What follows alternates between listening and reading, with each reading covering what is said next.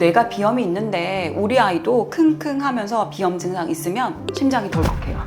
대부분 환자의 75% 정도가 25세 이전에 증상이 생깁니다. 그리고 부모님 한쪽 중에 알레르기가 있을 때 자녀가 알레르기 질환에 걸릴 가능성 정도.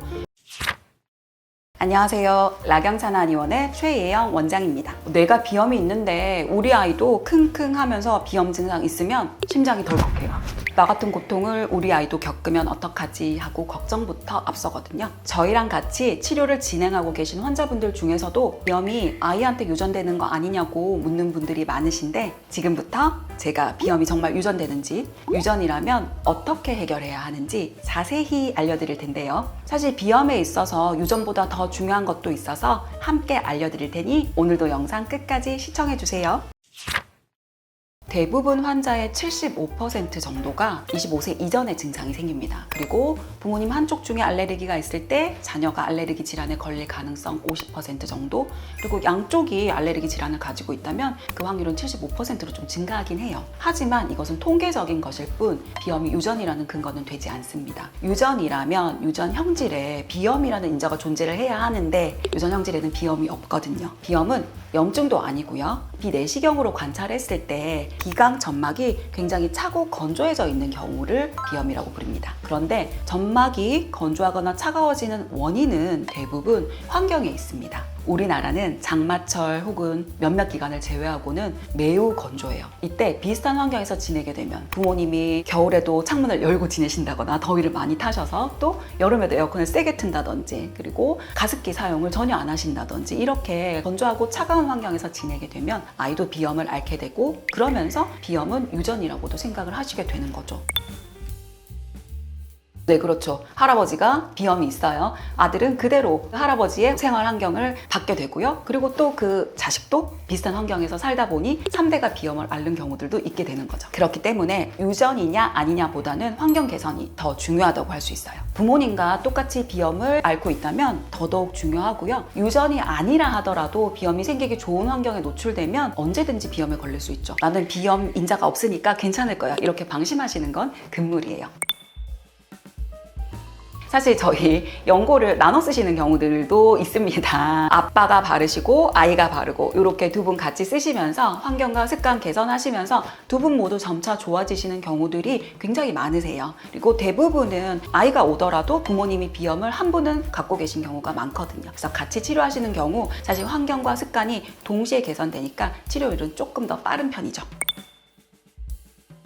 첫 번째로 가습기 사용하시는 거 제가 여러 번 말씀드렸어요. 공기를 좀 촉촉하게 만들어 주셔야 해요. 그런데 이때 전체 난방으로 공기를 따뜻하게 해주셔야 합니다. 온도가 낮은 상황에서 가습기를 쓰시게 되면 오히려 응결작용에 의해서 찬 물방울들이 코 점막에 닿게 돼서 점막을 더 자극하게 되거든요. 그리고 축축하기도 하고요. 그래서 온도와 습도를 적절히 맞추셔서 가습기를 꼭 사용해 주시고 전체 난방으로 공기를 데워 주셔야 해요. 마스크 꼭 하셔서 찬 공기, 찬 바람 피해 주셔야 해요. 출근하시거나 학교 가거나 이렇게 걸어서 가야 될 때가 있잖아요. 그때 아침에 찬 공기 그리고 찬 바람 닿게 되면 비염이 심해질 수밖에 없어요.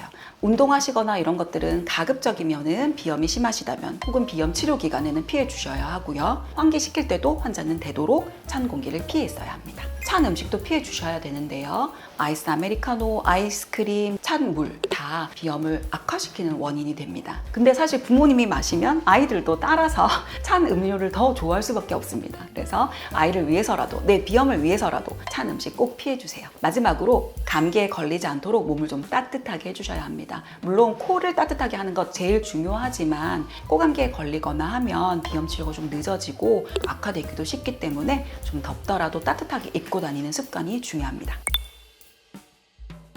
치료가 잘 되시는 분, 안 되시는 분 이렇게 나뉘는데요. 저희 하는 치료도 잘 되시는 분들은 잘 때도 마스크까지 하고 주무십니다. 습도와 온도를 유지하기 위해서요. 그런데 잘 안 되시는 분들은 사실 진료실 들어오실 때도 이런 날씨에도 반팔을 입고 오세요. 반바지 입고 오시는 분들도 계십니다. 아이스 아메리카노를 들고 들어오신다든지 이런 습관들을 잘 못 고치시는 경우들이 많이 계세요. 기본적으로 몸을 따뜻하게 하는 방법을 조금 등한시하시는 거죠. 그리고 저는 더위를 너무 많이 타서요 라고 하시면서 방안 온도는 낮추신 채로 실제로 가습기만 틀고 방안 온도는 몇 도 정도 되시나요? 하면 22도, 23도 이 날씨에도 그렇게 지내시는 분들이 많으시거든요. 그러면 저희가 아무리 치료를 잘 해드리고 다른 부분을 신경 쓰셔도 빨리 낫지 않은 경우들이 있습니다. 네, 같은 집에서 살게 되고 같은 환경 방식, 생활 습관을 이어봤기 때문에 비염을 아이도 앓게 되는 거죠. 공통적으로 본인이 고생을 너무 많이 하셨고 수술을 하시거나 하셔도 다시 재발되는 경우를 너무 많이 겪으셨기 때문에 내 아이한테는 이 고통을 물려주고 싶지 않다라고 하셔서 아이 치료도 하시면서 본인도 같이 치료하시는 경우들이 많으세요. 이분들은 저희가 이런 부분들에 대해서 설명을 해드리면 매우 납득하시고 환경관리 먼저 신경 써주시고 치료를 시작하시게 되죠.